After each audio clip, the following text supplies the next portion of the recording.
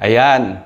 Who is the Holy Spirit? Sabi po dito, the Holy Spirit is the Spirit of God. Amen. He is the Spirit of God. Sa aklat pa lang po ng Genesis, nakita na po natin ang pagkilos ng banal na Espiritu. Amen. He is hovering over the waters during creation. And He is the force, the power that is operating po during the time ng creation. He is not only a power, a force. The Holy Spirit is the third person of the Trinity. Sa atin po, sa Christianity, we believe in one God, in three persons. At alam natin yung first person is called the Father. Yung second person, we call Him the Son o si Jesus Christ. And then ito po nga, yung third person ng ating pong Trinity, whom we call the Holy Spirit. He is God. Amen? So, ang Holy Spirit is not just the power of God, but He is God.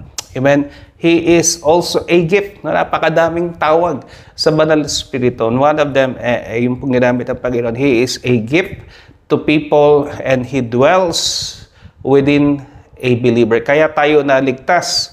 Kaya tayo saved because the Holy Spirit is dwelling in us when we receive Jesus as Lord.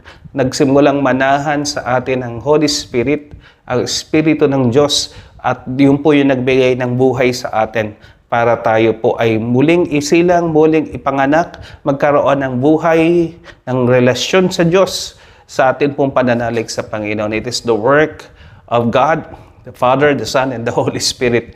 Yun pong ating kaligtasan, mga kapatid. He dwells, nananahan po ang banal na Espiritu sa atin.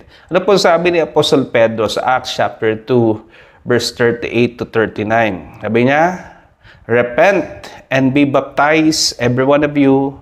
Kasi po yung pagsisisi, pinapakita nila, yung pagkilala nila kay Kristo bilang Panginoon, pinapakilala na sa pamamagitan po ng water baptism.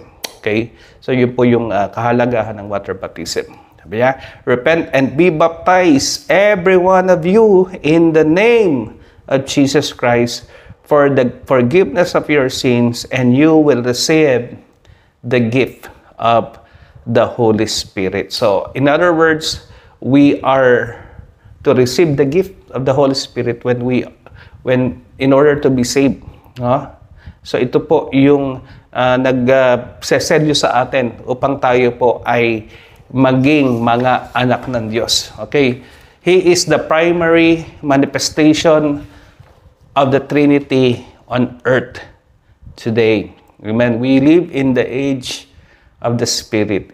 Ito po ang tawag sa atin dito. We are in the age of the Spirit. Amen.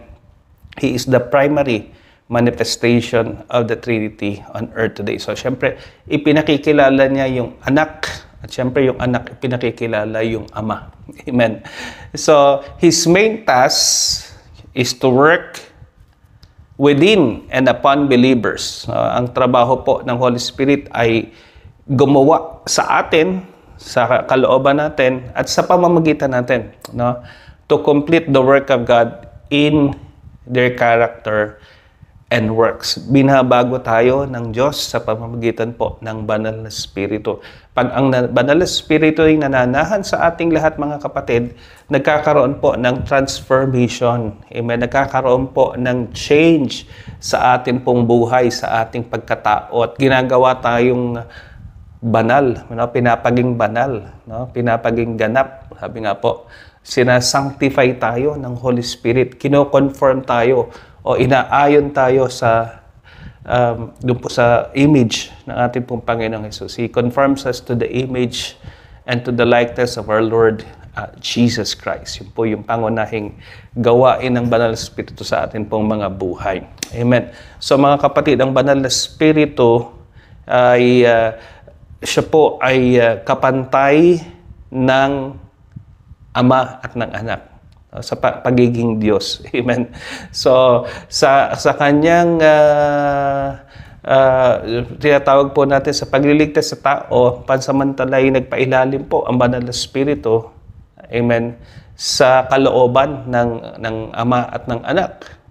Pero sa kanilang kalikasan, ang banal na Espiritu po ay kapantay ng Ama at kapantay ng Anak. So pansinin po natin, tinawag po siyang Diyos sa aklat po ng Gawa, chapter 5, verse 3. The Holy Spirit is called God. Ano po ang sabi ni Peter? Sabi po ni Peter dito, Ananias, how is it that Satan has filled your heart that you have lied to the Holy Spirit? You have not lied to men, but to God. Acts chapter 5, verse 3 and verse 4. So sabi ni Pedro kay Ananias in his confrontation with Ananias, Ananias, ano itong ginawa mo? Hindi ka nagsinungaling sa tao, nagsinungaling ka sa Diyos, nagsinungaling ka sa banal na Espiritu. There is that yung equation. Peter in this passage equated the Holy Spirit with God. Amen. So kung nagkamali po si Peter, tinuwid na po sana siya ng mga nandoon, ng mga apostles na nandoon. Sabi nila, Peter, sandali. Mukhang nagkamali ka yata ng banggit. But you know what? Hindi po kinarek si Peter. Amen. It was recorded in the Bible. At sa kanyang statement, Peter declared that lying to the Holy Spirit is lying to God. Therefore, the Holy Spirit is God. Amen. Pangalawa po mga kapatid, yung pong mga katangian, yung attributes ng God ay makikita natin na ito rin po yung mga katangian ng banal na Espiritu. The Holy Spirit has the attributes of God. Sabi po ng 1 Corinthians chapter 2, verse 10 hanggang verse 11, the Spirit searches all things, even the deep things of God. So yung omniscience ng Holy Spirit, no? For who among men knows the thoughts of man except the man's spirit within him?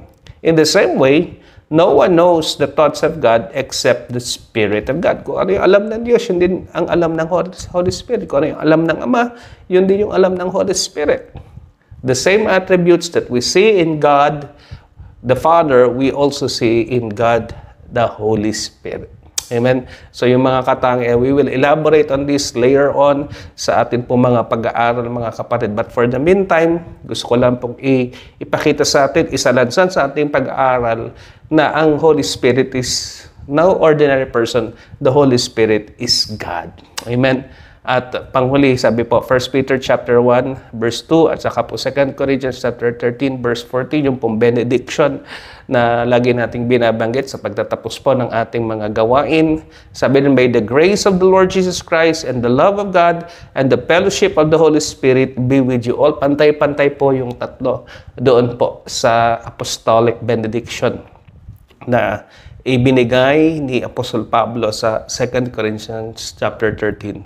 Verse 14, may the grace of the Lord Jesus Christ, the love of God, the Father, syempre, and the fellowship of the Holy Spirit be with you all. So dito po makita natin the equality among the three persons of the Trinity. At makita po natin mga kapatid, the Holy Spirit is a person. No? He is the third person of the Trinity.